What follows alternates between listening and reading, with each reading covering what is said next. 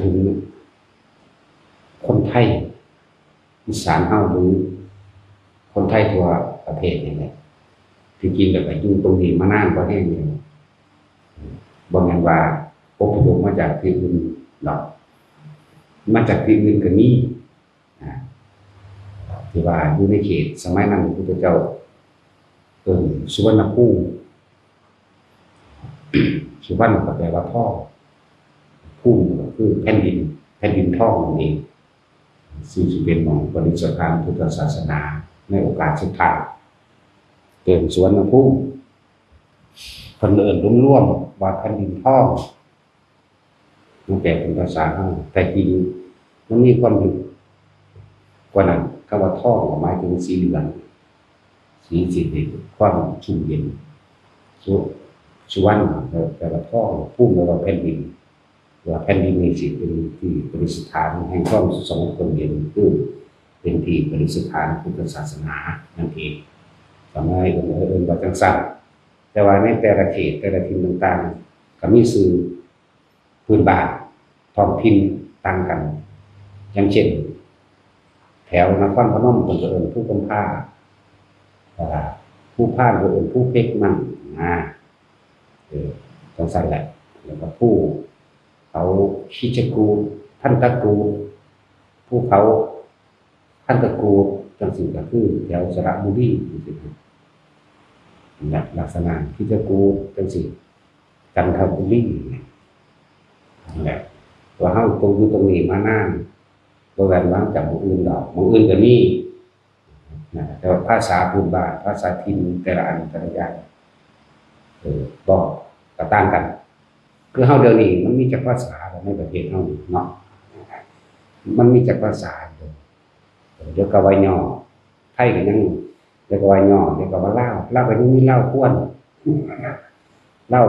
วเตอมีเบิดเด้ย่อก็มีย่อก็เตอเด้ไปกรณีจังสิเอาตัวผู้ใดว่ารู้จักไปเตอจังสิแม่เนาะ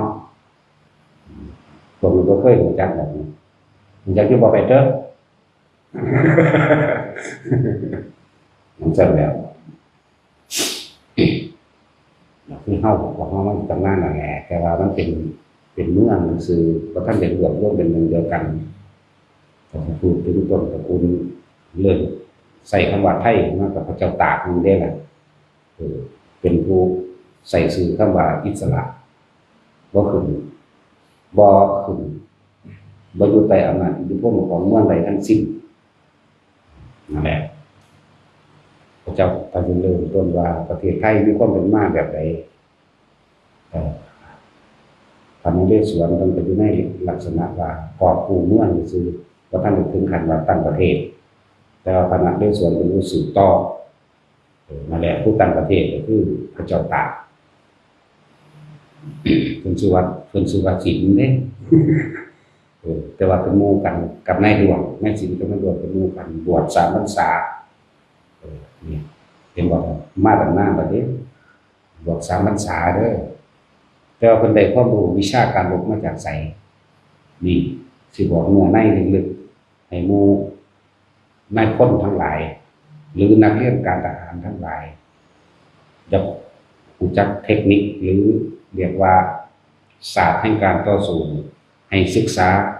ประวัติของพระมโหสถผู้ยิ่งยวดด้วยปัญญามีเบิดในหันเลยบ่ได้เกี่ยวกับคาถาอาคมบ่ได้เกี่ยวกับเลิศงามยามดีเกี่ยวกับสติและปัญญาเลยเหตุการณ์แบบการดูธรรมชาติของสัตว์ธรรมชาติของลมธรรมชาติของอากาศบ่ได้มีคาถาอาคมบ่มีเลิศงามยามดีที่เฮาเข้าใจว่าตำราที่ใช้สงครามเอามาดัดแปลงเอาเด้อเพิ่นบวชเพิ่นจะศึกษาเพราะว่าเพิ่นกำลังพระนเรศเนาะเพิ่นฮู้แล้วเพิ่นฮู้นี่ล่ะว่าสิกอบกู้ประเทศชาติบ้านเมืองโดยที่ใดแต่ว่าสิหาตำราวิชาใดแน่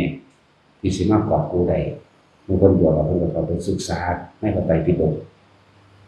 เรียนรู้ในหันจังว่า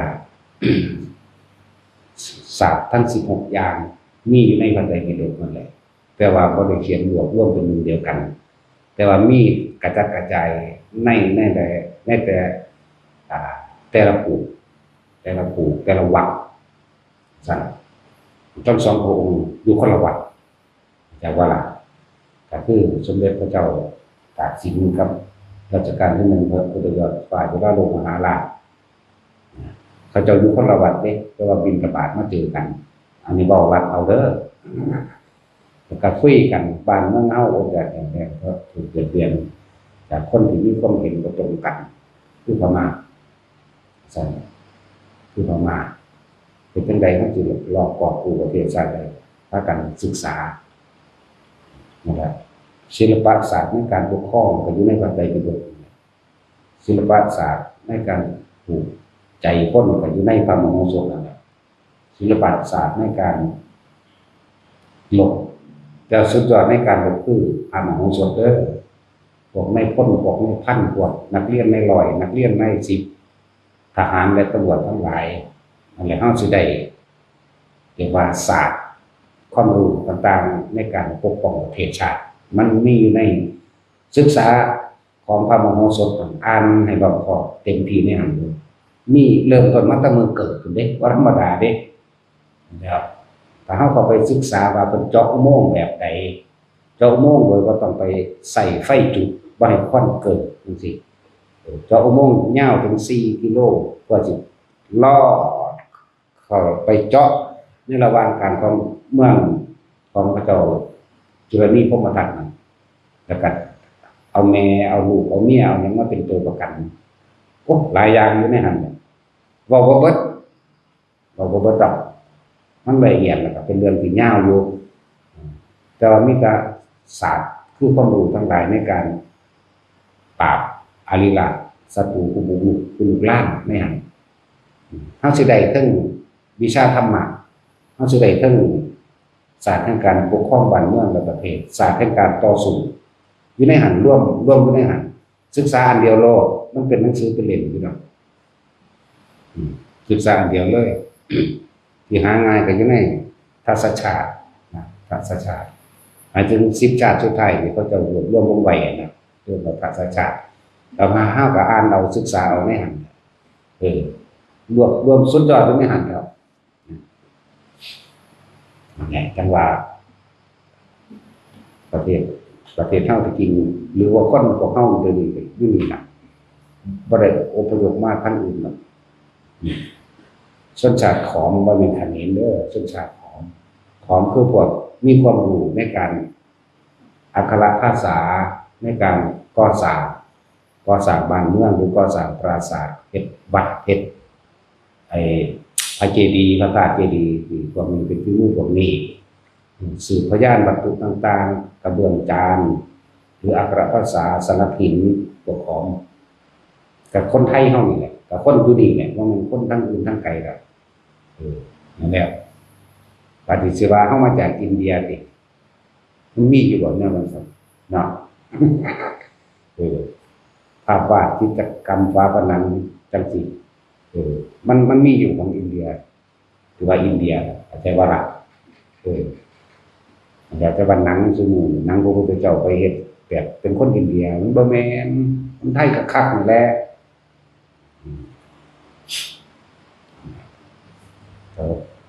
ประวัติศาสตร์ต่างๆก็ถูกบิดเบือนมาหลายอันหลายอย่างก็สิพูดถึงว่าบัดนี้ตัดตอนมาพระเจ้าตากนายสิงห์กับนายหลวงบวช3 ปีศึกษาอันนี้แหละจากบ่ล่ะศึกษาพระไตรปิฎกแตกฉานในพระไตรปิฎกแล้วเพิ่นก็มีเรียกว่าพระให้ความรู้ให้คำปรึกษาอยู่ตลอดนั่นแหละนี่เรียกว่าประเทศทั้งเกิดขึ้นมาได้ก็อาศัยพุทธศาสนาเป็นวิชาการเป็นวิชาความรู้เด้แต่คนซุมื้อนี้บ่ได้เรียนประวัติศาสตร์เลยบ่รู้จักหยังดอกที่เพิ่นทำนายไว้ว่าถ้า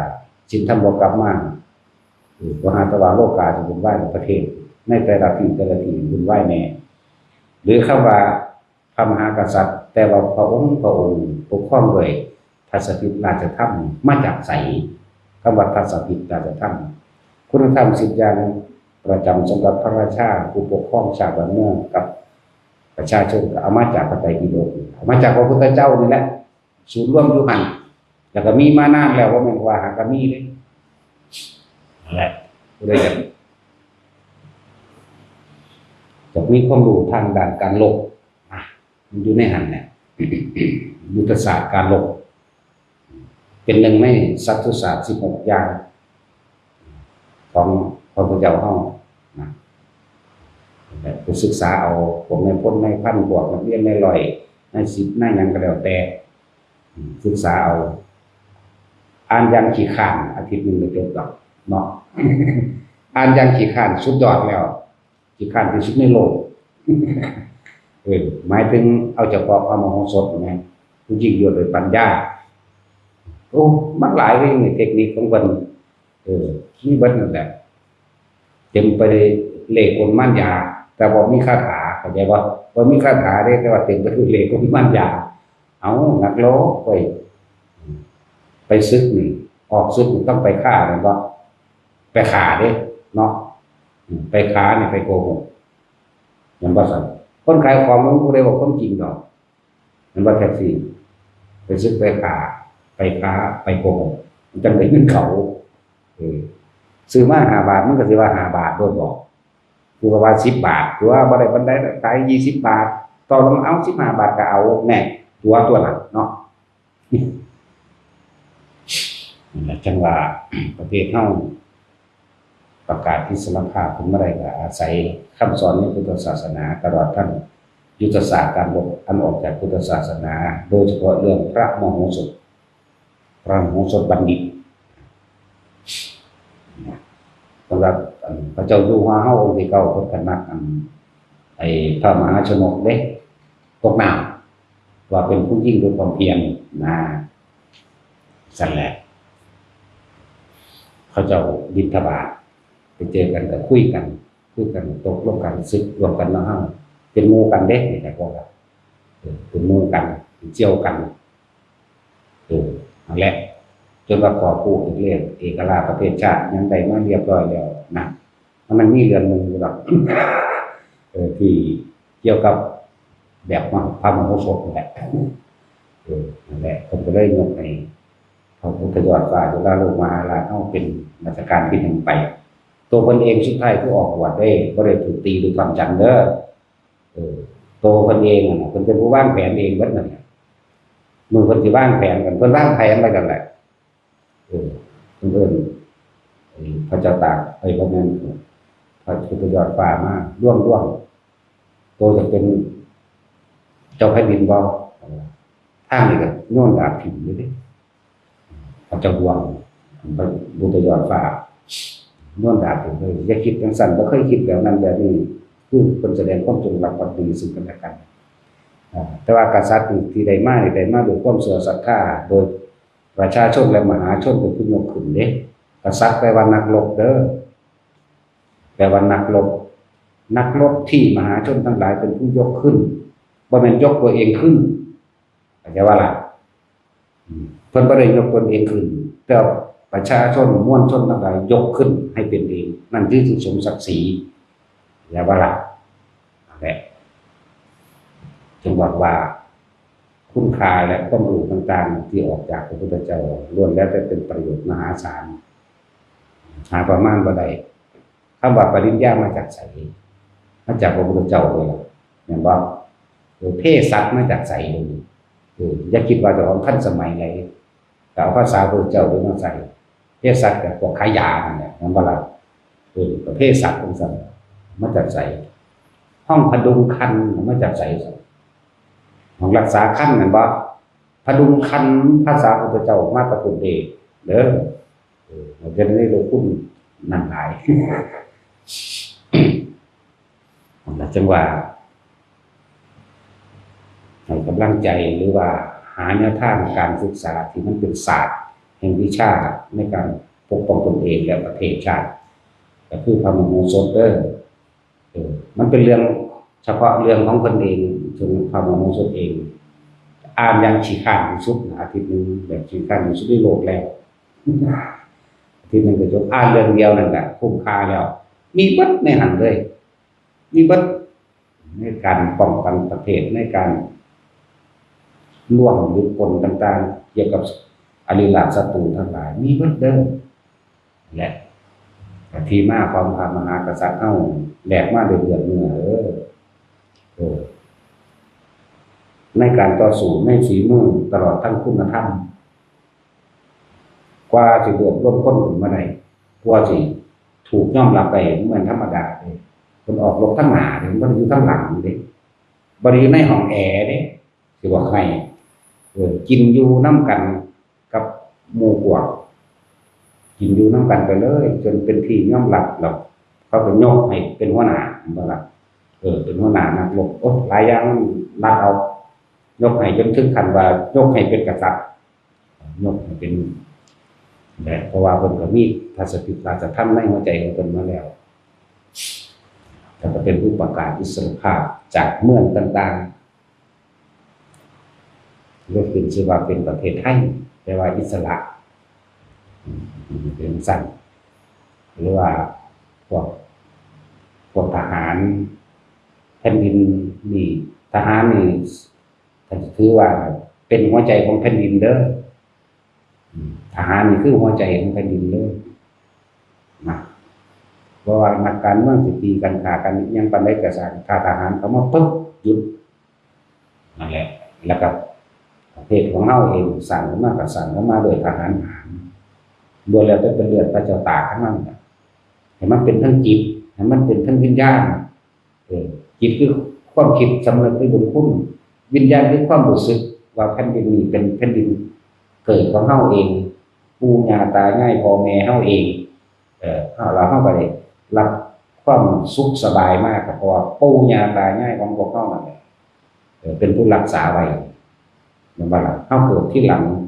เฮาก็ต้องรู้จักสำนึกบุญคุณในเจ้าฟ้ามหากษัตริย์ตั้งแต่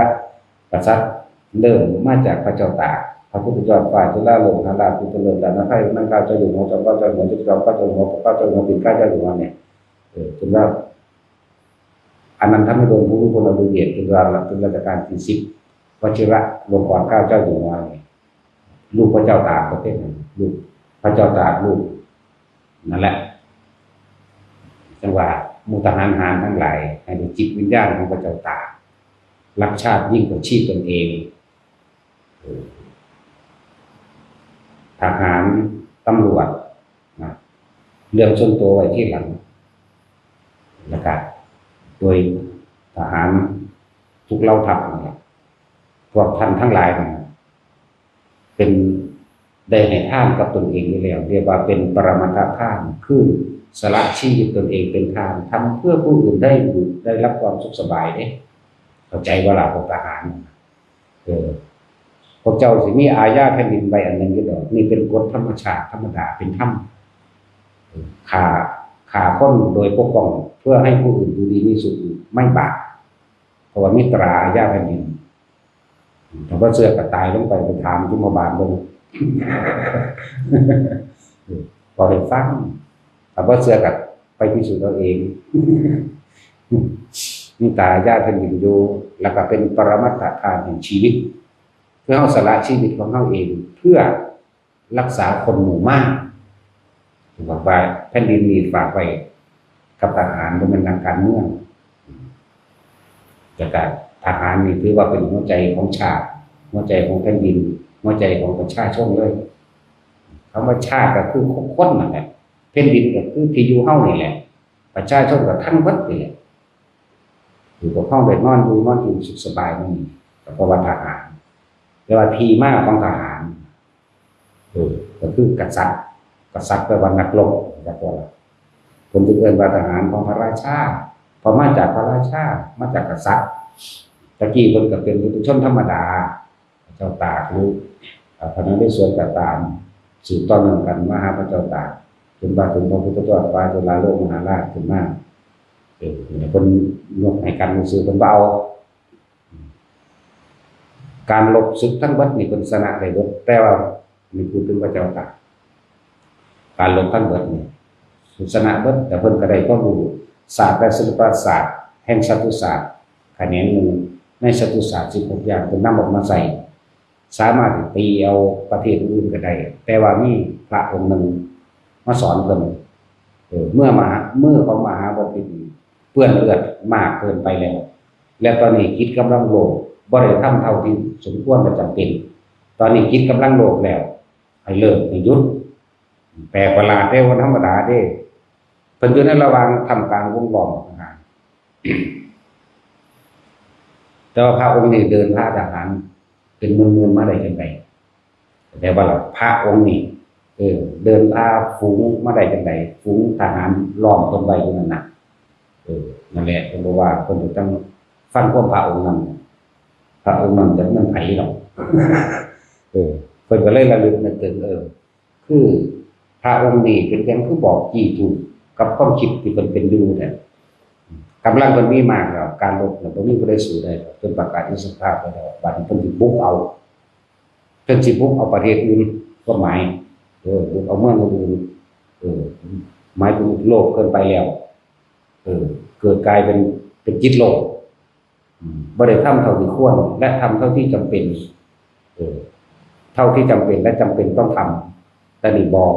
จิตกำลังโลกไปแล้วนั่นแหละพระองค์นั้นก็เลยมาสอนว่าเมื่อเปื้อนเลือดได้แล้วพ่อเศร้า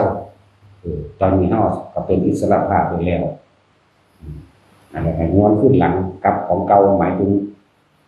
บวชหมายถึงสิ่งที่เพิ่นบวชมาแล้วใน3 ปีเนาะแต่เพิ่นสึกออกมาแต่ว่าเฮ็ดเองนี่นะจึงประกาศเป็นอิสระภาพไปแล้วหลวงพ่อมันเกิดมาสอนเพิ่นเลิกในการขาซะพออยู่ดีกินดีแล้วล่ะก็หมายนั่นแหละเพิ่นจังกลับมาพัฒนาเพิ่นเลยบ่ไปบุกแต่กี้สิบุกเด้เลิกก็กลับมาพัฒนายืมเงินยืมทองจากต่างประเทศพัฒนาประเทศหลายอะไรอย่างมันมีเนื้อในอยู่ในหันอยู่จังว่าบอกทหารแต่ละคนไว้ว่าพวกเฮามันเป็นถ้าบ่มีพุทธศาสนาประเทศชาติเฮาอาจจะเกิดขึ้นบ่ได้เพราะเฮาได้ศาสตร์และความรู้ทั้งหลายศิลปศาสตร์วิทยาต่างๆได้มาจากพุทธศาสนาเพิ่นบวชศึกษาหลักในการปกครองโดยบ่ต้องปกครองจักว่าล่ะแต่ว่าเสียสละให้เบิ่งเฮ็ดให้เห็นได้อีหยังมาก็ปันลูกน้องกินซะก่อนเด้บ่มันกินก่อนเพิ่นบ่เรียนกินก่อนหมู่เด้ได้หยังมาก็สั่งปันผู้อื่นกินก่อนเบิดเขาเห็นความเสียสละลบนี่ก็ออกมาได้อาหารมากก็ให้ผู้อื่นกินก่อนเขาก็เห็นความเสียสละเลยยกขึ้นโดยความเต็มใจของแต่ละคนบ่ปนมาเด้บ่ได้ปนมาเนี่ยเป็นที่ยอมรับว่าหลังเรื่องของเพิ่นมันยาวอยู่ตีฟ้าวงล้อมออกจากกรุงศรีอยุธยาหยังในเอกาทศระมันหลายอย่างในนั้นแหละเนาะเป็นธรรมดาล่ะบ้านมันแตกได้เพราะมันใส่ศึกกับคนนนแอพวกละมกแต่ว่าล่ะ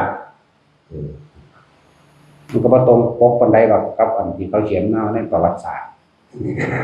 บ่ตรงดอกเขียนมาบิดเบือนคาดว่าเอาเหมือนพระไตรปิฎกน่ะถูกตัดออกหลายๆคาดว่าคาดคะเนเอาเองสั่นแหละนี่ก็เหมือนกันก็เฮาอยู่ในปัจจุบันแล้วเพราะว่ามวลในพจน์ในพันธุ์ทั้งหลายในลอยทั้งหลายพวกในลอยในหยังก็แล้วแต่เฮามีโอกาสที่สิขึ้นเป็นใหญ่ได้ก็ต้องอาศัยคุณธรรมเด้อถ้าบ่มีคุณธรรมอยู่ได้บ่นานคนที่บ่มีคุณธรรม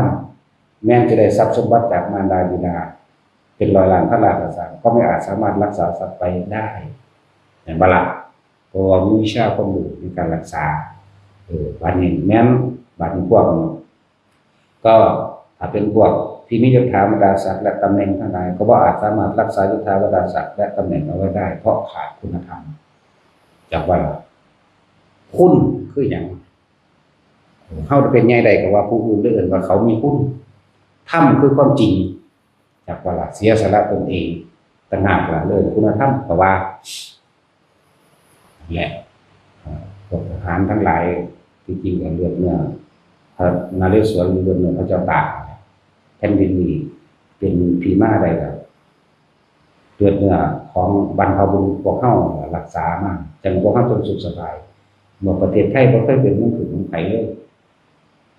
ตั้งแต่เกิดคำว่าประเทศผมว่าสั่นแหละเพราะว่าหยังมีคุณธรรมมีสัจจะก็แม่นสัจจะเป็นหนึ่งอยู่แล้วบ่เคยเอาเปรียบบ่เคยรังแกมีน้ำใจแล้วก็คำว่าทัศพิราชธรรมมันมีมาตั้งนานแล้วมีตั้งสมัยก่อนพระพุทธเจ้าเฮาเกิดแล้วจังเพิ่นจังนำสิ่งเหล่านี้มาสอนพวกเฮาได้แต่จะว่าก่อนนั้นนี่เพิ่นก็บ่ได้ศึกษาสิอธิบายกันยากเนาะเอาสมัยพุทธเจ้าเกิดเลยจังคำว่าทัศพิราชธรรมต่างๆพุทธเจ้าได้เป็นผู้นำความรู้ออกมาคำว่าปริญญาคำว่าปริญขั้นคำว่าขั้นหลายๆอย่างที่นั่นสื่อคนในเดชสื่อคนอินเดียมีอยู่กว่านายสมชายนายบุญมีอยู่บ่บ่มี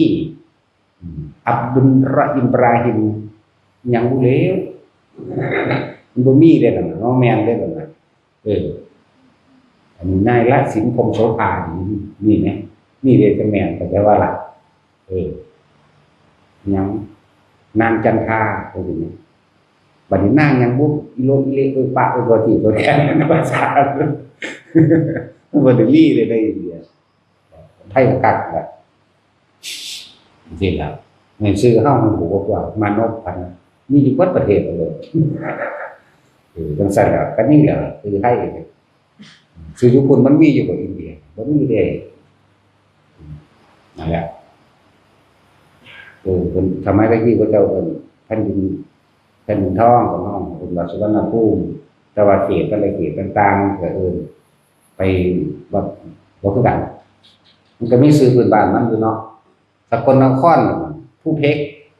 แต่มันเป็นเมืองผู้แต่เมื่อเพิ่นเอิ้นสากลนครได้ละบาดเนี่ยผู้กำพร้าไปหันได้บัดอันนั้นอันยังทันทกูกับภูเขาอันอยู่หั่นแหละสระบุรีสั่นแล้วเขาจะก็เถียงกันอีกเนาะพวกนักวิชาการมันเถียงอยู่สั่นแต่ถ้าพวกนักวิชาการเขาเดามั่วจังแล้วแหละว่าเราจะได้คู่ไม่ธรรมดาเด่นมโหสถวิชาศาสตร์การลงเรื่องโคจรสารสร้างศาสตร์อยู่ในหันเบิดเด้โคจรสารสร้างศาสตร์หรือพระญาติใช้สงหรือไอ้ตำราใช้สงครามว่าอ้อจากหันเด้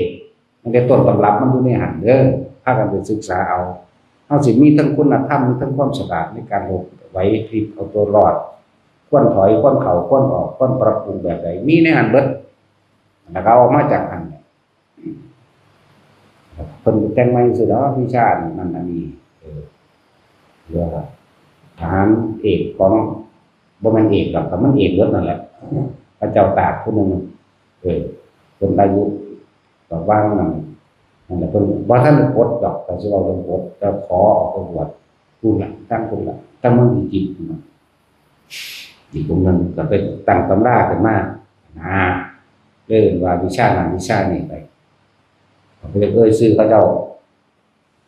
มันเที่ยวมันก็ซื้อว่าตรงกันเพียงกันอีกเนาะคิดเอาเองเลยวัดที่หลวงปู่เดินไปอยู่นั่นแหละบ่แม่นหลวงพ่อเดินเด้ครูผู้ต่างวัดหลวงพ่อเดินอยู่นั่นเด้แล้ววัดนี้ยังก็ไปหาท่านเบิ่งเอาเองหลายคนดอกพ่อสาวหารมึงคนซึ่งเป็นผู้เสียสละเพื่อรักษาแผ่นดินเพื่อศาสตร์เอาไว้เด้จักบ่จักบ่แต่เพียงว่าจักพ่อสาวหารบ่จักคนบ่มันไผสั่นแล้วบ่ว่าหญิงบ่ว่าชายเพิ่นก็จะเสียสละรักษาบุญไปเรื่อยๆพวกเฮาสุขสบายนี่เห็นบ่บ่มีหม้องใดที่ประเสริฐบ่มีหม้องใดสิอยู่สุขสบายเท่าประเทศไทยหรอกจะไปอันย่องๆตามประเทศหลายเนาะหาแต่ว่าล้าสมัยนั่นโอ้แผ่นดินก็บ่ค่อยไหวเหมือนว่าซั่น มันปลอดภัยแล้วเด้บ่ซั่นเพิ่นเอิ้นสุวรรณภูมิบ่เป็นดินถ้ำแผ่นดินทองเด้นี่เจ้าเอิ้นร่วมให้เอิ้นว่าซั่นให้กำลังใจของทหารนำเด้อว่าเฮานี่มีอาญาแผ่นดินหมายถึงตราอาญาแผ่นดินป้องกันบาปต่างแล้วก็รายละเอียดอีกอย่างหนึงคือเรื่องส่วนตัวไว้ที่หลังเวลาเฮาเข้าสู่การป้องกันประเทศแม่นบ่นั่นคือปรมัตถทานเป็นการทานชีวิตเพื่อรักษาให้ผู้อื่นอยู่โดยสุขสบายชื่อไว้ว่านั่นเป็นปรมัตถทานก็เคยบอกไปเรื่องนั้นก็ละทานชีวิตเป็นการให้ท่านสูงสุดคือการท่านชีวิตสั่นบ่ต้องห่วงสุว่าถ้าเฮาไปฉีกขาดตาขาวฆ่าคิดฮอดต่างๆนั่นนี่เด้อบ่ทุ่มเทชีวิตใส่เนาะฉีกขาดตาขาวบ่ทุ่มเทชีวิตใส่เพื่อรักษาประเทศเอาไว้ปู่ย่าตายายของเฮาเองญาติของเฮาเองพี่น้องของเฮาเองแม่นเฮาสิตายในญาติของเฮาเองมีความสุขสบายแต่บ่ล่ะแต่ว่าเนี่ยบ่มีผู้ใดสู้เอาไปว่าตายเบิดเลยทั้งญาติทั้งอีหยังอีกทั้งญาติพี่น้องตายเบิดแม่นบ่จังซั่นแหละก็ให้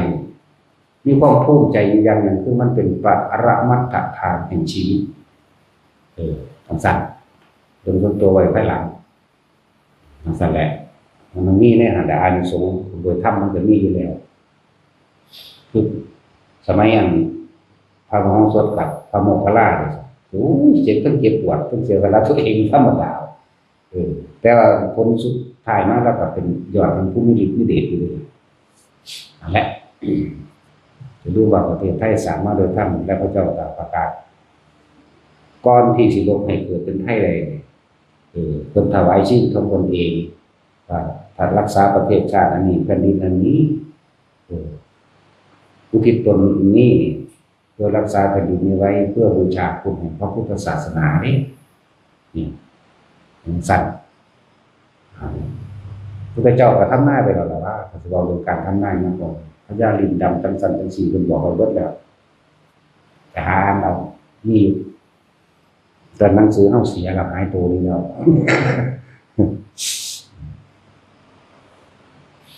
บอกไว้เบิดแล้วหลายมันก็ดีแต่สิว่าคนตายไปอันไปตีถูกตอนจันบ่แม่นเด้อมันไปบวช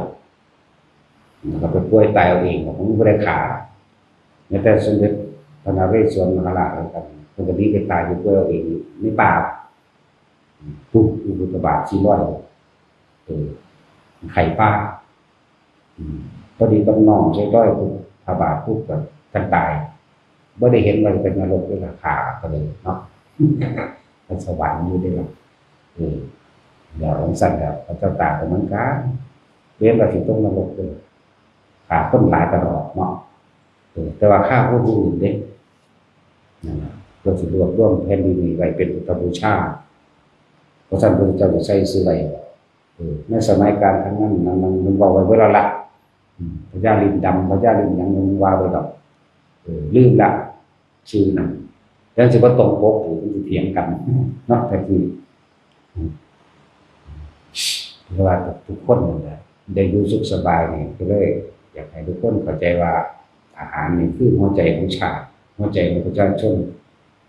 อาหารคือหัวใจของแผ่นดินนี่นั่นแหละมีหยังเขาก็ซอยเหลือกันอยู่แล้วทุกเหตุการณ์สมมุติได้เพราะอาหารนี่แม่นบ่ล่ะนักการเมืองสู่กันตีกันเนาะทหารเฮ็ดรัฐประหารเศร้าเว้ยแม่นบ่ล่ะแล้วถามบ่อยู่ไรพระเจ้าแผ่นดินลงมาบอกหยุดก็ได้หยุดเด้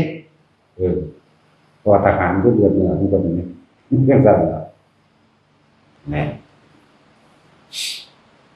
ศึกษาพระมโหสถมโหสถบัณฑิตนั่นแหละพวกนั้นแหละศึกษาเอาหลายอย่างที่เป็นเครื่องหนุนสติและปัญญาเฮาเองแล้วก็หนุนบารมีเฮาพอมีความชันฉลาดเทคนิคอย่างต่างๆอยู่ในหันเบิดตำราที่ใช้ตรงข้ามก็ดึงออกมาจากนั้นถอดออกมาจากนั้นนั่นแหละสำหรับผู้มีหน้าที่รักษาประเทศถ้าเฮาบ่มีประเทศชาติอยู่พระมหากษัตริย์ก็อยู่บ่ได้เข้าใจบ่ประเทศชาติ แล้วหัวใจของประเทศชาติก็คือทหารเข้าใจว่าล่ะแต่ถ้าเฮาบ่มีทหารเฮาบ่มีเป็นอยู่พระมหากษัตริย์ก็บ่อยู่บ่ได้เหมือนกันและพุทธศาสนาก็อยู่บ่ได้เหมือนกันเพราะฉะนั้นคือว่าชาติพุทธศาสนาพระมหากษัตริย์สั่นว่าพวกเราจะเอาแผ่นดินไสมาบำเพ็ญครับเมื่อบ่ล่ะนักการเมืองปั่นป่วนภิกษุสามเณรในการรักษาสมณะและคำสอนต่างๆของพระพุทธเจ้าปั่นป่วนไปนำเด้เนาะถ้าเฮาบ่มีประเทศชาติที่อยู่พุทธศาสนาสิอยู่ได้บ่นั่นแหละก็เลยว่าประเทศชาติคือไม่ได้เพราะพุทธศาสนาประเทศชาติคือไม่ได้เพราะว่าทหารนั่นแหละทหารกับพุทธศาสนาร่วมเป็นหนึ่งกันได้เพราะไปอาศัยคำสอนพระพุทธเจ้านั่นแหละมาเพิ่นบ่สอนตรงๆดอกก็มีสติปัญญาคิดเอาเองนั่นแหละเว้ยเมื่อครั้งเราเสวยชาติเป็นโพธิสัตว์ก็สำหรับการของมันอย่าว่าแต่ปัญญายิ่งยวดในสมัยนี้เลยมันยังบอกครั้งหนึ่งที่เราตถาคตเสวยชาติเป็นมโหสถมันก็เว้าเรื่องเล่าไปก็ไปดึงเอาตัวผมบ่สอนตรงๆด้วยล่ะตอนสอนพระเจ้าพระเสนมันก็สอนอยู่ทำเท่าที่จำเป็นถ้าจำเป็นต้องท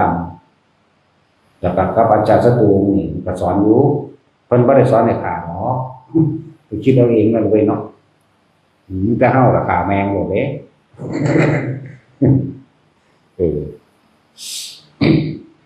เดี๋ยวเขาก็ว่าให้นั่นนี่วางสั่งแมงเนาะคิดเอาเองเลยอันนี้คือที่มาว่าประเทศของเราเกิดขึ้นมาได้ก็เพราะอาศัยปัญญาทางพุทธศาสนาคำว่าพระมหากษัตริย์เกิดมาจากคนทั่วไปหลายจักรวาลจากว่าร่วมคนอาศัยคุณธรรมจากพุทธศาสนามาเป็นเครื่องนำแล้วก็คนน้อมสละตัวเองเป็นมนุษย์ที่ชีพน้อมสละตัวเองเป็นปรมัตถธรรมอยู่แล้วแล้วก็สละตัวเองเพื่อรักษาประชาชนเพื่อรักษาคนเพื่อเกิดความสมัครสมานสามัคคีกันจนก็ตั้งเป็นประเทศชาติเป็นเอกราชขึ้นมาได้วันหมู่เราประชาชนทั้งหลายยกคนเองเนี่ยเพิ่นบ่ได้ตั้งตนเองเด้อยกคนประชาชนยกเพิ่นเองเด้จริงเพิ่นก็บ่ได้อยากเป็นไปว่าเขายกขึ้นแล้วก็จำเป็นต้องเป็นคือต้องมีผู้นำมันประชาชนเฮาก็อาศัยพระมหากษัตริย์เฮานี่พระมหากษัตริย์กับทหารมันเป็นอันเดียวกันได้บาดเข้าใจบ่ล่ะเพราะฉะนั้นถือว่าทหารของพระราชาเพราะคำว่าพระราชานี่มาจากคำว่ากษัตริย์กษัตริย์มาจากนักรบลูกหลานสืบเชื้อสายเพิ่นได้นั่นความเป็นมาและวิชาประวัติศาสตร์มันถูกถอดออกโคตรพ่อคนแม่มันถอดออกแล้วพวกสันดานมารเข้าใจว่าล่ะบักฮาเลยก็จะออกสื่อมันว่าฮู้อยู่ดอกวิชาประวัติศาสตร์ชาติไทยก็บ่เอาเข้ามาเรียนวิชาคุณธรรมศีลธรรมก็หน้าที่พลเมืองก็บ่เอาเข้ามาเรียนมันเอาวิชาปีศาจทั้งใดมาเรียนเนาะคนที่เป็นพ่อเป็นแม่อยู่ดิอายุ20กว่าปี30ปีบ่จักหยังเด้นั่นน่ะตัวพ่อตัวแม่ก็บ่รู้จักคุณธรรมบ่จักศีลธรรมแล้วโตลูกมันทั้งไปกันไงตัวเนาะซั่นแล้วก็บ่นำวิชานี้ขึ้นมาเจ้าหยังมาปกครองประเทศเพราะว่าการปกครองก็ต้องปกครองด้วยหัวใจปกครองด้วยความเข้าใจเด้ด้วยสติด้วยปัญญาเด้บ่แม่นเอาวัตถุมาปกครองกันเห็นว่าวัตถุปกครองกันยิ่งมนต์เบิดล่ะคือเฮาเห็นต่างประเทศก็ยิ่งกันแต่มึงเจริญไปโลดแต่จิตใจบ่เจริญโดยธรรมบ่มีเมตตากรุณาเมตตาอุเบกขาเนาะเจริญข้าวเดียวนี่มันสร้างจรวดนิวเคลียร์มันยิ่งกันอยู่นั่นนั่นแหละโลกเจริญสูงสุดคือเจริญด้วยเมตตาคือสงสารผู้อื่นรักผู้อื่นเสมอตนรักตนเสมอผู้อื่นกรุณาช่วยเหลือแบ่งปันซึ่งกันและกัน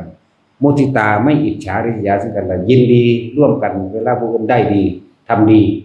เนี่ยอุเบกขาว่างคิดเป็นกลางในบางอย่างบ่เป็นกลางในบางอย่างเหมือนกันอันนี้บ่ถูกต้องเฮาก็บ่ว่างแล้วเหมือนกันล่ะครับว่าปล่อยวางกับปล่อยปละละเลยก็คนละอย่างกันโลกเจริญสูงสุดก็ต้องเจริญโดยเมตตาพรหมวิหาร4นี่เองสั่นแหละถ้าสิปกครองได้ดีที่สุดก็ต้องปกครองโดยคุณธรรมศีลธรรมก็มันบ่ได้สอนเขายากเลยล่ะสมัยเฮาพวก50 50ขึ้นเหนียวไล่เอาเจ้าของเองนี่แหละพระสงฆ์องค์เน้นงานไปด้านตะมงคำท่าเขานั่งต้องพนมมือเด้แม่ว่าล่ะสมัยนี้มันสิมีแมงยังขี่มอไซค์ต่ำกันบีบแกรถไล่เข้าไปเป็นบาทเอาพระเอาเงี้ยวๆ50องค์นี่จิกโอ้ยจะเฝ้าไปตายหาแมงทั้งไก่แถมสมโพธิอีกว่าเสียเวลาอย่างนู่นอย่างนี่เนาะบักใดที่ใดเลยโพธินะจำซื้อนามสกุลมันไปเลยจะรับมันเข้าไปทำงานแต่คนบ่มีน้ำใจเนาะคนบ่เคยเสียสละให้ผู้อื่นบ่มีประโยชน์อย่างว่าล่ะบ่มีค่าซ้ำยุ่งหรอกอีหลีนั่นแหละเฮาเทศประจำอยู่ได้เรียงว่าคนที่มีค่าสูงสุดคนที่มีค่าคือคนที่เสียสละเพื่อผู้อื่นได้เด้นอกนั้นบ่มีค่าด้วยบันไดกระสร้างด้วยแต่พวกคนรวยๆพวกบาดเข้าใจว่าตัวเองฉลาดนะฮั่นโกงจริงครับเนาะโคตรโกงเลยล่ะตอนนั้นมันว่าได้มีค่าจังเม็ดเด่นนะนั่นแล้วมันเป็นซ้ำยุ่งดอกตบมันโลดตบคือยุ่งนี่นะ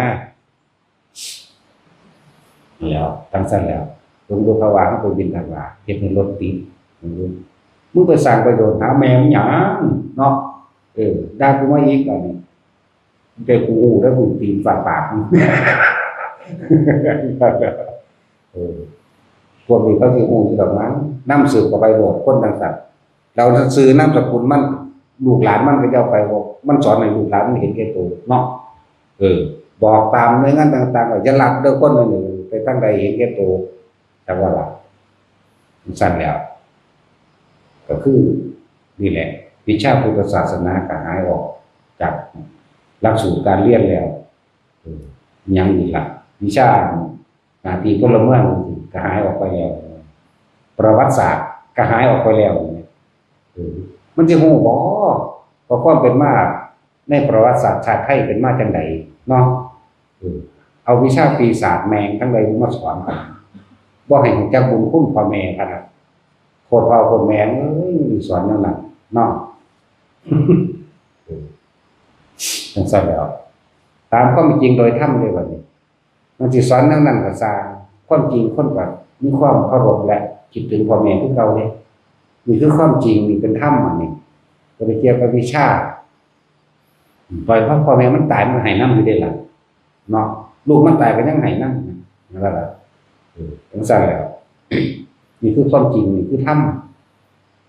แปลว่าความจริงและถ้าจะพัฒนาประเทศให้พัฒนาจิตใจคน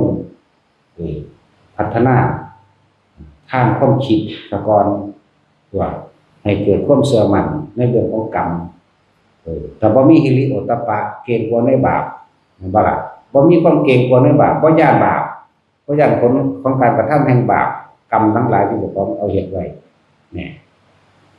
มันสิมีอยู่ว่ามันบ่มีความละอายบ่มีความเกรงกลัวมันก็เฮ็ดไปตัวผิดตัวเนาะอันนี้ก็เอาวิชาพุทธศาสนาเข้ามาแล้วเฮาเรียนก็เป็นประถมมันได้ล่ะเนาะผู้พระพุทธเจ้าเกิดเป็นลูกใครนางสิริมหามายาพระเจ้าสุโธทนะที่กรุงกบิลพัสเนี่ยเฮาเรียนมากับตอนเฮาประถมมันเด้ซุมื้อนี้บ่เรียนเลยเนาะบ่มีแล้วเดี๋ยวนี้จังซั่นแล้วมันต่อหาโคตรพ่อโคตรแม่นี่พอจะเผาโคตรเนาะ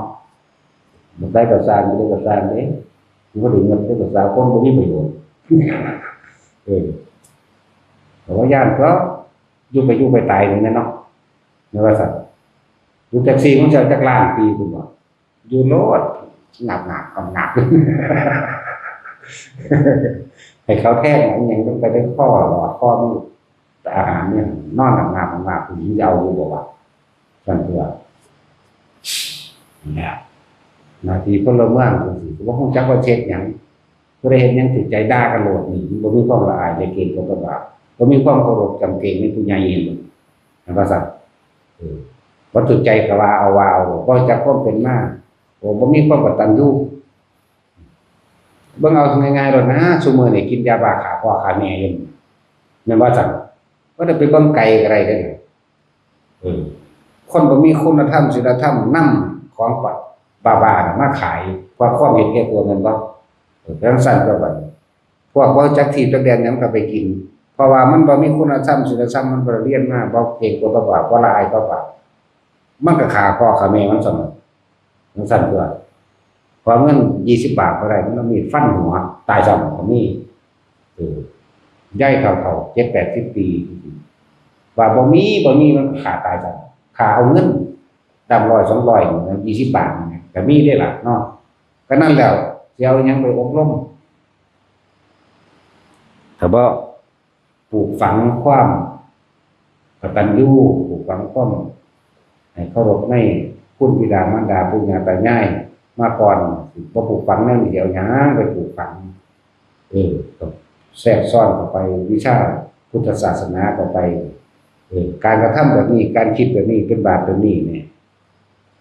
ต้องสั่นแล้วบ่มีแนวจังสีมาสอนกันเจ้าหยังมาพัฒนาเห็นบ่ประเทศที่เฮาว่ากันเริ่มผู้ใดกันมุกย่องตามไม่เรียกโวยเนาะเห็นบ่งอกๆแงกๆอยู่กับซอมบี้พวกหัวระเบิดพวกผีดิบทั้งสั่นแล้วนั่นแหละมันยังสั่นก็บ่ได้หาเที่ยวละล้านไปผู้อื่นนี่มันก็เมื่อขายไปอาวุธในผู้นั้นผู้นี้ที่เข้าไปสู่กันนะพระพุทธเจ้าเพิ่นว่าคนที่ไปอบายภูมิเท่ากับขนโคนี่แม่นเด้แต่เฮาก็เถียงเพิ่นพ้องขนโคล้างตัวพระเจ้าข้าแต่เขาโคของเขาเท่านั้นนี่คือคนไปสวรรค์นอกจากเถียงเรื่องนี้ยุคพระองค์อยู่คนอาจสิน้อยก็ได้เนาะผมเรียกว่าจังซั่นแต่ว่ายุคเฮาอยู่คนมันหลายเฮาก็ต้องเถียงกันแน่คิดว่าเขาจะไปสวรรค์พรหมโลกหรือนิพพานอยู่พวกเขาบ่ได้มีคำสอนในมรรคมีองค์8นี่นั่นว่าซั่นพวกเขาบ่ได้มีคำสอนคำว่าสัมมาทิฏฐิความเห็นตามความเป็นจริงกระทำกรรมสิ่งใดย่อมได้รับผลเช่นนั้นความเห็นตามความเขาบ่ได้เห็นบางสั่นเขาเห็นบางพระเจ้าเป็นผู้ดลบันดาลนั่นบ่ล่ะเนี่ยคือรอคอยความหวังจากผู้อื่นตัวของเฮ็ดเองงอกๆอยู่กับซ้ำนั่นก็บ่มีปัญญาเนาะเวลาติดคุกก็บ่ให้พระเจ้าเป็นติดเพราะว่ามันไถ่กรรมไถ่บาปไปเนาะอันว่าซั่นแล้วจังว่าธรรมะตามความเป็นจริงแล้วแต่ว่าโดยอัตลักษณะเขาเรียกพุทธศาสนาตอนนั้นสอนให้คนบ่มาเกิดได้ตอนนั้นเกิดเบิดบัดนี้ไปเว้าโดยคนไม่พูดก็คือกันแต่มีความหวังว่ามีสิ่งศักดิ์สิทธิ์ดลบันดาลมีพระอินทร์พระพรหมดลผีพญานาคดลบันดาลก็บ่ต่างกันจากเขาดอกอันเดียวกันเบิดเว้าสระสะด้วยว่าภาษาโลกนิยมก็คือว่าพวกประเภทเทวนิยมเห็นว่าล่ะพวกมันจะอ่อนเบิดนี่เห็นว่าล่ะนั่นแหละวิชาพุทธศาสนาสูญหายไปแล้วก็ประเทศเฮาก็เลวร้ายกว่าเก่าแต่เดี๋ยวนี้มันก็เลวร้ายกว่าแห้งแล้วเนาะแล้วลูกก็ฆ่าพ่อฆ่าแม่ฆ่าปู่ย่าตายายจังแม่นผู้ใดก็ไปฆ่าเขาโลดเพิ่นสิเอาแค่เงิน100 200ก็เฮ็ดเด้คือเป็นเงินว่าล่ะสลดใจมาเอาสิพัฒนาประเทศชาติก็ต้องพัฒนาทางการศึกษาการศึกษาก็ต้องอาศัยความเชื่อความเห็นว่าล่ะของสั่นแหละถ้าว่าอาศัยสิ่งทั้งหลายเหล่านี้มันจะเอาหยังมาพัฒนานำขึ้นมาแต่แม้วิชาศิลป์ต่างๆวิชาศีลธรรมคุณธรรมวิชาหน้าที่พลเมืองวิชาพุทธศาสนาวิชาประวัติศาสตร์ชาติไทยเห็นบ่ล่ะเขาบ่ได้เห็นคุณค่าของมหากษัตริย์แม่นบ่เขาบ่ฮู้ได้ว่าพระมหากษัตริย์มีความเป็นมาจังไดพระมหากษัตริย์เป็นผู้เสียสละตัวเองออกหน้าได้การลบตะกี้เดี๋ยวนี้เพิ่นก็เสียสละเพิ่นก็ลบกับความยากจนเพิ่นก็ลบกับความอยากบ่ให้คนเป็นโรคเป็นภัยบ่อยากให้ผู้ใดอดอยากนั่นแหละถ้าสถิตราชธรรมเมื่อประชาชนเราใดหมู่ใดขาดสิ่งใดเพิ่นก็สำรวจเบิ่งแล้วเขาบ่มีให้บ่มีหน้ากับประทานที่ดีที่ตอนให้ที่พ่อแม่ปู่ย่าตายายเพิ่นรักษาไว้เนี่ยเพิ่นสู่ชนมาด้วยเลือดด้วยเนื้อเพิ่นเองแม่นบ่ล่ะประทานที่ดินให้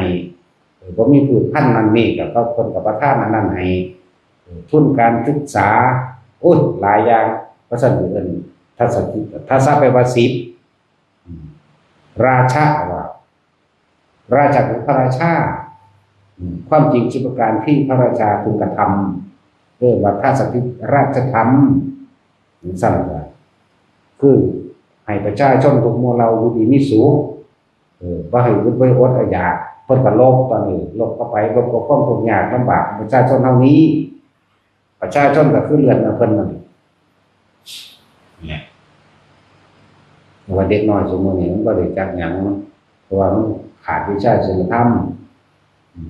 มีแต่คำที่ปีศาจเอามาสอนเลยบ่เข้ารพพ่อแม่สอนบ่ให้เคารพผู้มีบุญคุณเฮ็ดหยังก็มีแต่สิ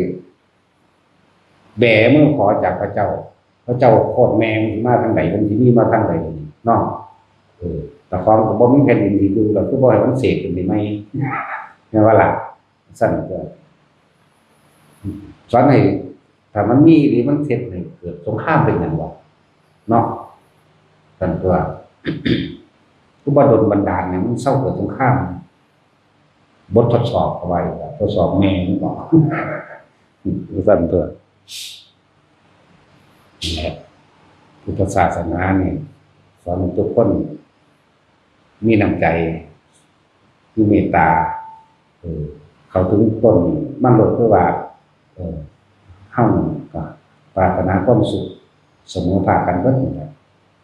เขาถึงจิตใจของแต่ละคนทั้งหมดความจริงของทุกคนบ่ว่าศาสนาใดเด่นตามธรรมะตามความจริงนี่ทุกคนปรารถนาความสุขบ่ต้องการก็ได้มาเบียดเบียนและแก่ทั้งตนเองเวลาตกทุกข์ได้ยากทุกคนก็ต้องการให้คนมาช่วยเหลือเหมือนกันเรื่องประตูหน้าเวลาเฮ็ดนั้นใดนี่มานี่ทุกคนก็อยากให้ผู้อื่นมายินดีกับตนเหมือนกันฉะนั้นตนก็จะไปอิจฉาไปตัวมีแต่เมตตาก็น่ามุตาเมื่อถึงเวลาอาจจะเป็นที่สุดบุตรภรรยาสามีลูกหลานเลี้ยงหลานหรือผู้อยู่เคารพนับถือตายก็ต้องว่างที่เป็นกลางที่ยอมรับมันกับธรรมชาติที่มันเป็นมีปัญหาต้องก็เลิกที่สุดมีปัญหาแล้วภายในจิตใจของทุกคนนี่เมตตาเหมือนกันเด้บัดนี้ว่าได้บอกว่าเรื่องศาสนาก็ได้แม้กษัตริย์ผู้มีเมตตาเห็นว่าสร้างให้ซอยคนนี้บ่ก็นี้แมวซอยคนเวลาหมากัดจังซี่ก็มีบ่นี้แมวซอยบ่ให้หมากัดคนก็มีเนาะหลายอย่างแต่ละเหตุการณ์คนแท้ๆมันเป็นอย่างนั้นเนาะบอกกันรู้เรื่องแท้ๆเนี่ยคนละภาษานั่นแหละว่าแต่วิชาพุทธศาสนาบ่กลับขึ้นมากอ่ะจังซี่แหละได้นำป่ากันเอาไปอบรมเอาหยังมาอบรมผู้อบรมก็บ่มีคุณธรรมศีลธรรมแหมแม่นบ่สิเอาหยังมาสอนเขาเห็นบ่นี่มึงเฮ็ดหน้าเขาก็จำมึงติดคุกบ่ได้เว้าเรื่องบาปเรื่องบุญเนาะบ่ได้เว้าเรื่องจริยธรรมบ่ได้เว้าเรื่องความเก่งกลัวต่อบาปย่านรับการรับกรรมผลทางบาปต่างๆสิ่งเหล่าโรงเรียนเริ่มเกิดกลายเป็นการแข่งขันไปแล้วเนาะแข่งขันก็ต้องมีความแพ้ความชนะเมื่อมีความแพ้ก็ก่อเวรก่อกรรมอาฆาตกันเมื่อมีความชนะก็เจอยิ่งเจ้าของทั้งสั้นเลยไปที่ว่ากีฬาจังหวัดกีฬาสามัคคีเนาะเดี๋ยวนี้ก็สามัคคีเด้เอาเป็นเอาตายขนาดระดับโรงเรียนเลยนี่ภายในประเทศกับของประเทศเนาะยังเอากันเอาเป็นเอาตายตีกันฆ่ากันโอ้ยกีฬาปัญญาวิเศษผ้าให้โมเมนที่เอายาบ้าให้ที่สุนีเนาะเห็นว่าแบบที่เนี่ยวันมันถึงมุนไปกว่านี้พากันนำมาพูดมาซาวิชาประวัติศาสตร์ชาติไทยหุ่นไรมากเราสมเด็จพระนเรศวรพระเจ้าตากมันก็เป็นมากเลยวิชาพุทธศาสนากันนำมาซาหน้าที่พลเมืองต่างๆคนควบทดแทนบุญคุณมารดาบิดาอย่างใดจังซี่การนำมากกว่าสิเอาหยังไปพัฒนาประเทศแต่บ่พัฒนาจิตใจก่อนฉันก็ทราบว่าท่านมีสื่อยามศึกเราลบยามสงบเราพัฒนาผู้ภาวนาแหละภาวนาคือพัฒนาจิตใจนั่นแหละแกบอกแล้วมันก็ได้อยากลบได้ความจริงมัน ถามเบิ่งจิตใจของบ่ว่าสิเป็นทหารบ่ว่าสิเป็นคนธรรมดาคือพวกเฮาบ่มีใครอยากลบเนาะเป็นหยังคือบ่พากันเฮ็ดแหล่งทำมาหากินก็สร้างให้กินซ้ำตายเนาะที่พระเจ้าว่าไว้อาหารเป็นที่หนึ่งของโลกเนาะอาหารนี่อาหารที่อยู่อาศัยตรงนั้นยารักษาโรคเนี่ยนี่นึงได้ความจำเป็นเนี่ยคือบ่พัฒนาเขตพื้นที่นั่นปลูกนั่นกินปลูกนี่กินหน้าเฮาก็ว่าบ่ตัวอันนี้มีแต่สิสร้างอาวุธขายกัน สร้างอาวุธฆ่ากันมันก็เกิดนั่นแหละธรรมะกับตรงนั้นมันมีแทรกซ้อนเข้าไปนำตัว เพราะว่าคนที่ได้รับมูลมรดกจากพ่อแม่ถ้าบ่มีคุณธรรมซึมซับก็บ่อาจสามารถรักษาทรัพย์สมบัติที่ได้มาได้บ่ซั่นคนที่ได้ยศถาบรรดาศักดิ์และตำแหน่งทั้งหลายถ้าบ่มีคุณธรรมก็บ่อาจรักษาตำแหน่งคุณธรรมแห่งตนเองรักษาตำแหน่งและยศถาบรรดาศักดิ์แห่งตนเองได้เด้เข้าใจว่าล่ะนั่นแหละคนที่สิเคารพนับถือกันคิดถึงกันโดยความจริงใจจริงๆก็คือคนที่ช่วยเหลือผู้อื่นโดยไม่หวังสิ่งใดตอบแทนด้วยความจริงใจเป็นห่วงเป็นใยกันแต่ว่าบ่มีผลประโยชน์บ่มีหวังว่าจะได้ผลประโยชน์จากเขาได้บุคคลผู้นั้นมันตายไปเขาก็คิดฮอดว่าล่ะแต่บุคคลที่บ่มีน้ำใจบ่ทันตายเขาก็อยากให้ตายเด้เห็นบ่ล่ะก็ผู้ใดก็ต้องการความเมตตากรุณาเมตตาคือกันเด้จังซั่นครับแต่ถ้าบ่มีวิชาพุทธศาสนาจักสิสอนมันว่าจังไดเนาะบ่เข้าใจสอนแต่สิให้เอาเปรียบดึงมันสอนให้เอาเปรียบสอนให้ชนะแม่นบ่บ่ได้บ่มีความอภัยเลยขนาดโรงเรียนกับโรงเรียนไปแข่งกีฬาสีกันซื่อๆตีกันมาคู่กับทิศกันบ่คู่แม่คู่ซุมื้อนี่ก็คู่หีแมวหยังเนาะมันเลยคู่ต่วยไปอีกแล้วจังว่าเราคู่ต่วยเนาะเขาเรียกว่าควายตู้นะก็คู่ซุมื้อนี่ก็บ่มีคุณธรรมศีลธรรมสอนนักเรียนก็สอนไปอีหยังหีแมวบักพอคนแมวนี่สั่นแล้วโรงเรียนต่างๆก็สิพูดถึงเด้อโรงเรียนต่างๆที่มันมีมาเท่าซุมื้อตลอดทั้งมหาลัยนี่อย่างนั้นซั่นออกจากวัดว่าศาสนาพุทธสมัยตะกี้คนเรียนโรงเรียนวัดความรู้มาจากไสมาจากวัดมาจากไหนมาจากพระพุทธเจ้าแม่คุณต้นมาอีกล่ะหมายถึงกับพระพุทธเจ้าได้ผู้สอนวิชาความรู้ต่างๆเฮายังได้เรียนโรงเรียนวัดอยู่เด้แต่เรียนท่านตีเรียนโรงเรียนวัดยามมื้อแลงเขาจะก็สอนหรือวันเสาร์อาทิตย์เขาก็มาเรียนจบจะเป็นเด็กน้อยคนเด้อซ้ำจะทำดีเท่าเอกแล้วก็ท่องจำเอาเด้ซุมื้อนี้ว่าถ้าไปลงซื้อไว้ได้แมงวัดบ่จักหยังได้คือเก่าแต่บ่ได้ครูสิโง่ตะกี้แต่ว่าโง่ก็นี่ว่าเอาไก่แหลกออกโรงเรียนเนาะซุมื้อนี้เฮาขนมแหลกเอาอะไรเนาะแต่จริงขนมเราแล้วก็น้องเป็นแอบเอาอยู่นี่เลยเกี่ยวไก่แหลกออกเนาะโตก็ตกอยู่สั่นเด้3 ปีก็อยู่เป็นพระโขงอยู่หั่นแหละเป็นนักเรียนโขงอยู่หั่นเลยเฮาเกิดหลัง3 ปีก็ยังไปทันอยู่มั้ยที่คุณภาพดีๆก็คือตัวนี้หยังบ่โจนว่าแดวไก่แหลกออกเอาหลายอย่างที่คนบ่ทันรู้จักโรงเรียนจนถึงมหาลัยต่างๆออกจากวัดในประเทศไทยนี่เด้อพูดถึงว่าในประเทศไทยนี่การสร้างประเทศชาติได้ความรู้ความรักสมัครสมานสามัคคีได้ความรู้จากพุทธศาสนาออกจากวัดการตั้งโรงเรียนต่างๆตะกี้คนเรียนโรงเรียนวัดจบทำดีก็ได้เป็นครูใหญ่ต่อมาเป็นป.3 ต่อมาเป็นป.4 ต่อมาเป็นป.7 ป.8 ป.7 จังมาเดือป.6เด้อมีคนบ่รู้จักซ้ำได้นี่เนาะ นี่แล้ว ออกจากวัดความรู้ต่างๆออกจากวัดตะกี้ภาษาไทยนั้นนี่เป็นภาษาขอมขอมนี่เป็นพวกมีความรู้ทางศิลปศาสตร์ต่างๆในการปั้นในเรื่องอักษรแล้วก็เป็นแหล่งความรู้เด้ของบ่แม่นเขมรเด้อและอยู่จักแมง การเฮ็ดพระธาตุเจดีย์ต่างๆในสมัยเก่าพวกขอมสิว่าจังว่าพวกช่าง10 หมู่จังซี่นะเป็นแหล่งความรู้จากบ่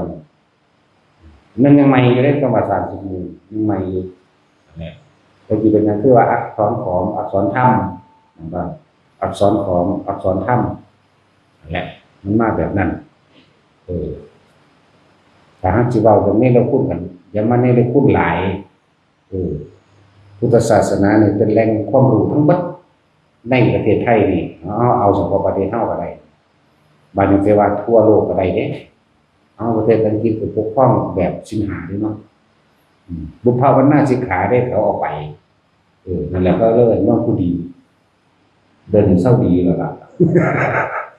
ก็เหมือนกันนี่แหละกับพวกเฮานี่เลยเริ่มเละๆเทะๆไปนำกันครับ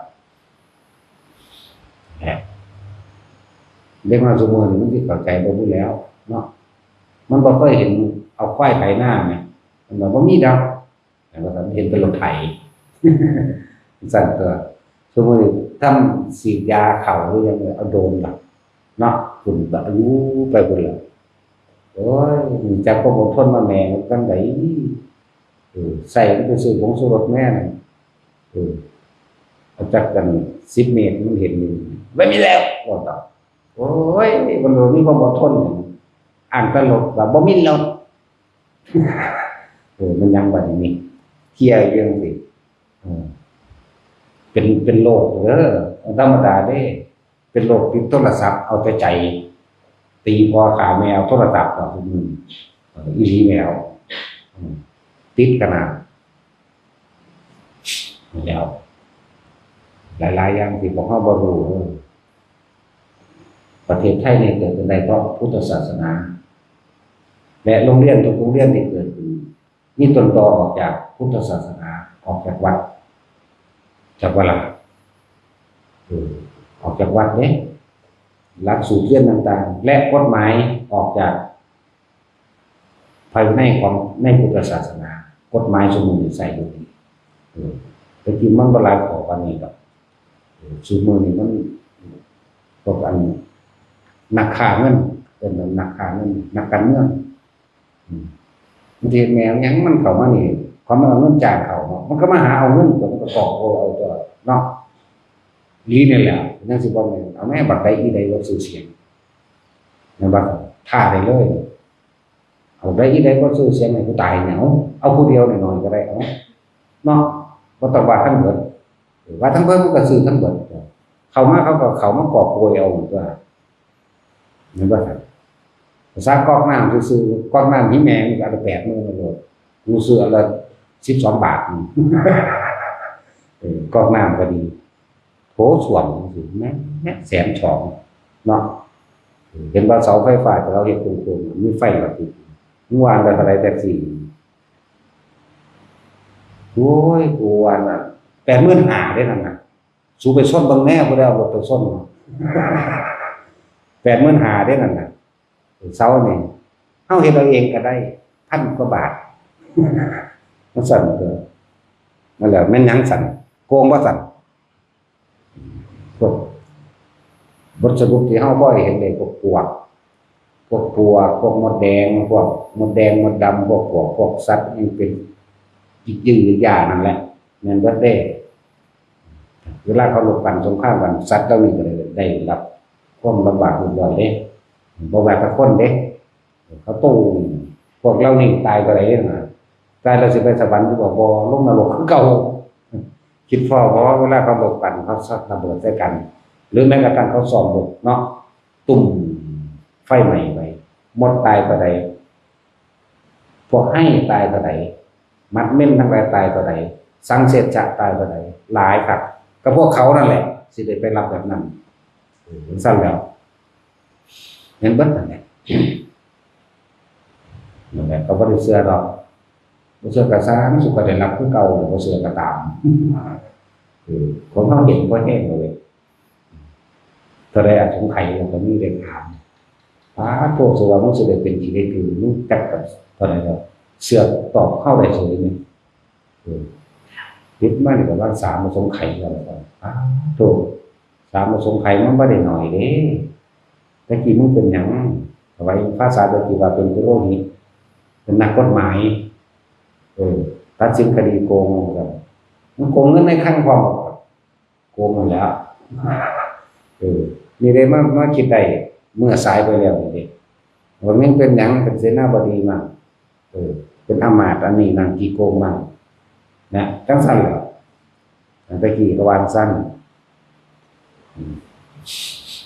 นั่นแหละเขาว่าเสื้อกระซานเป็นรับผู้เก่าความจริงอย่างหนึ่งความเชื่ออย่างหนึ่ง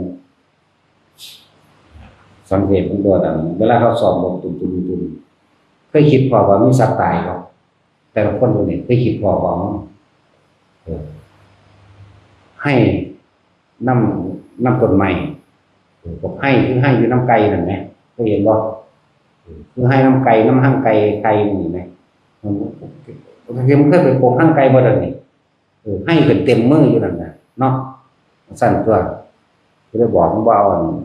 ใบตะไคร้ไปใส่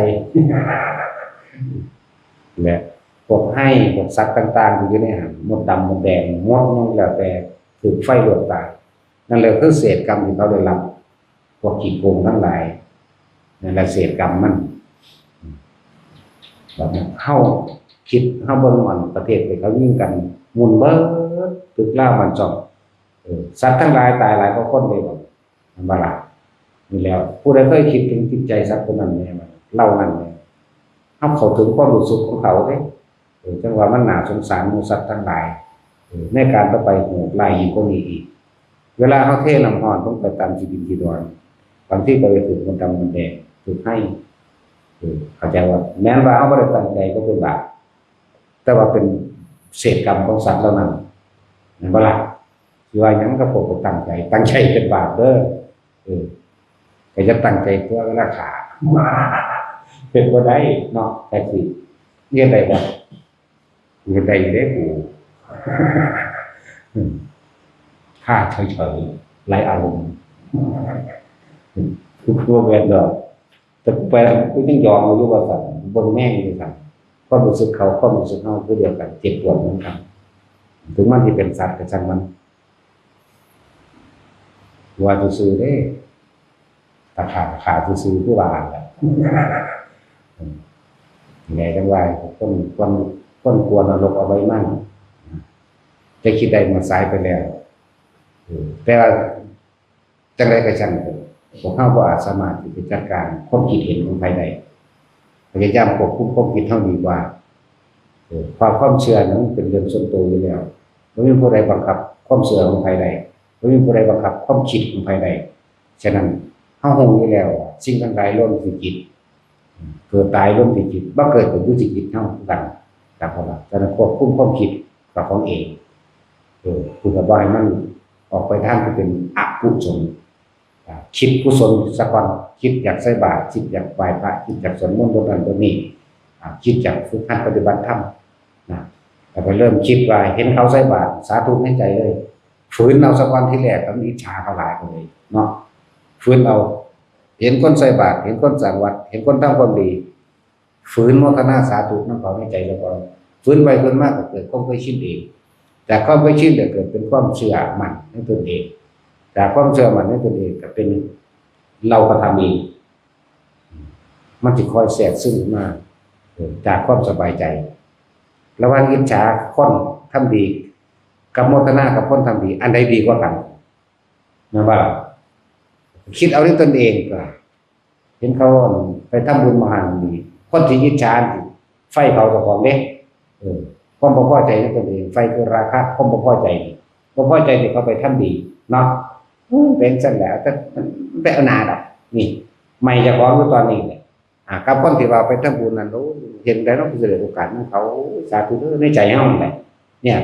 มันก็ดูเขา มันก็สบายใจมันสบายใจกันเวลาเฮาไปเฮ็ดเองกันที่แรกก็ฝืนเฮ็ดแบบเก้อๆเขินๆก่อนเนาะทางคนใส่บาตรยังอยากอายเด้เนาะทำดีแท้ๆยังอยากอายเด้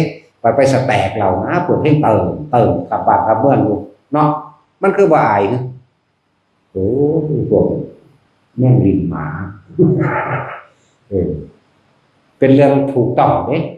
เป็นเรื่องสนุกสนานเป็นเรื่องฮิ้วไปนำเขาเนาะแม่ว่า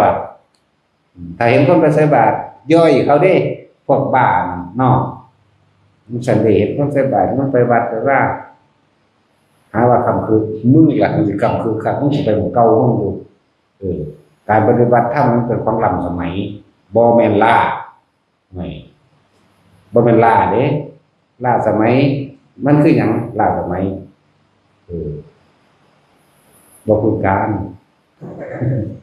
จักใส่บาตรแน่เด้อจักก็ใส่ลายกันหลายใส่ลายได้ง่ายกว่าใส่บาตรเนาะนั่นว่า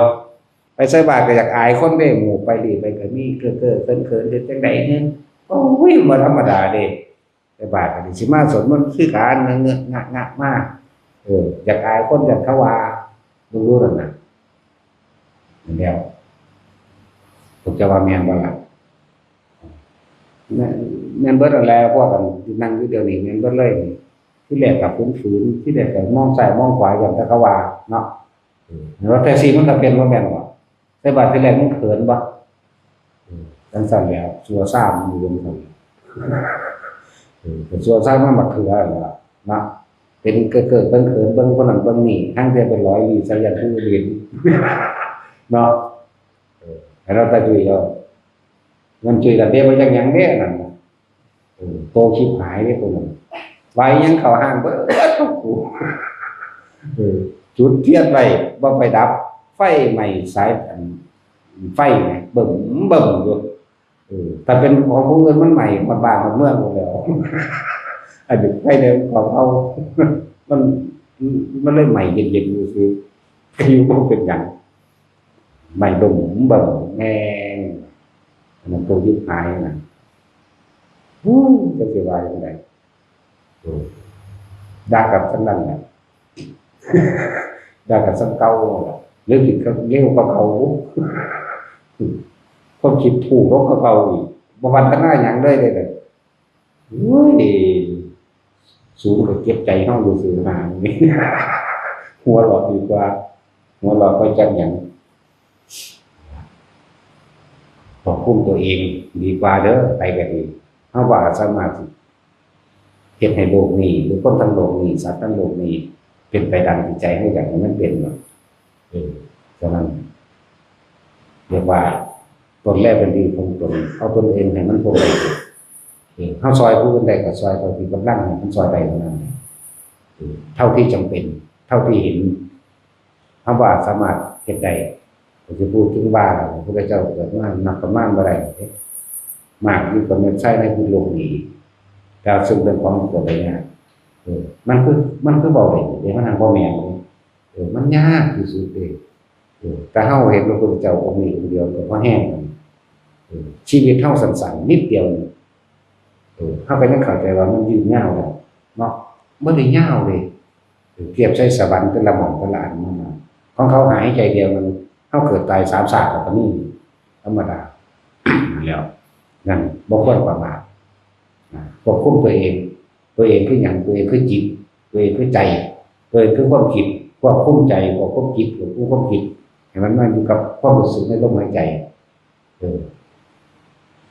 บ่ต้องไปเงินไปหรอกตัดเข้ามาเป็นเรื่องเฉพาะตนเขาสิรวยก็รวยไปตายจนไปตายหากินก็หากินซ้ำตายเจ้าสิกินน้ำเลยแก้วเพชรแนวใส่น้ำเป็นทองคำว่าซั่นกินแค่อิ่มแล้วก็ไปตายเหมือนกันจังสิขี่รถทองคำว่าซั่นมีอยู่เด้ขี่รถทองคำบ่ได้เว้าเล่นเด้อว่ากษัตริย์ทุกตั้งเองกษัตริย์เศร้าเนาะขี่รถทองคำเด้ตามันก็เอาประดับด้วยเพชรพุ่นเด้ตายคือเก่าจะเป็นเงินกินข้าวอิ่มแบบเศร้ากินคือกันนั่นแหละเนาะพอเข้าไปกินข้าวเอาไปตองห้องมันก็สร้างมันเป็นกินอิ่มมันก็เศร้าคือกัน เกิดแก่เจ็บป่วยปัดพลาดจากสิ่งที่รักตายเสมอกันยังเงินเฮ็ดจังได๋เฮาสิบ่กลับมาเกิดเพราะต้องควบคุมความคิดตัวเองคือแนะนำแสดงธรรมออกไปเนี่ยก็แสดงไปซื่อๆเด้บ่ได้หวังว่าใครสิเชื่อหรือเชื่อตามเรื่องตามประสานเด้มองหันเนาะเพราะว่าพระพุทธเจ้าเกิดมาหลายพระองค์แล้วจะเป็นเงินฝาเฮาสิควบคุมให้เขาเฮ็ดนำเฮานี่เขาศรัทธาเฮาว่าศรัทธาก็สร้างมันตัวพวกศรัทธาประเภทค่อยน้อยแก่ตรงนี้เนาะที่แรกศรัทธาโอ้ยเอาแบบมาไปหากี่ตรงออกจากตัวนี้ทั้งใหม่เลยนี่มันสั่นแล้วเอาตัวเองควบคุมตนเองควบคุมความคิดนั่นแหละว่าควบคุมเรื่องอื่นตามความเป็นจริงแล้วบ่มีผู้ใดอยากบังคับไผนี่คือบ่มีผู้ใดอยากให้ผู้ใดมาบังคับเฮาแหมอย่าว่าล่ะฉะนั้นสิ่งนี้เป็นสิ่งที่อิสระที่สุดแล้วคือการควบคุมตนเองควบคุมความคิดตนเองคนเฮานั่นเอาไปขังไว้ได้ผูกไว้ได้ในตัวร่างกายผูกได้ขังได้แต่ว่าบ่สามารถขังใจได้แต่บ่ล่ะคือเพลงก็ว่ากักขังฉันเถิดกักขังหัวใจนั่นซั่นแหละมันขังบ่ได้ขังหัวใจมันว่าซั่นแล้วฉะนั้นพวกเฮาต้องคุมมันเอาเองโดยตัวเฮาเอง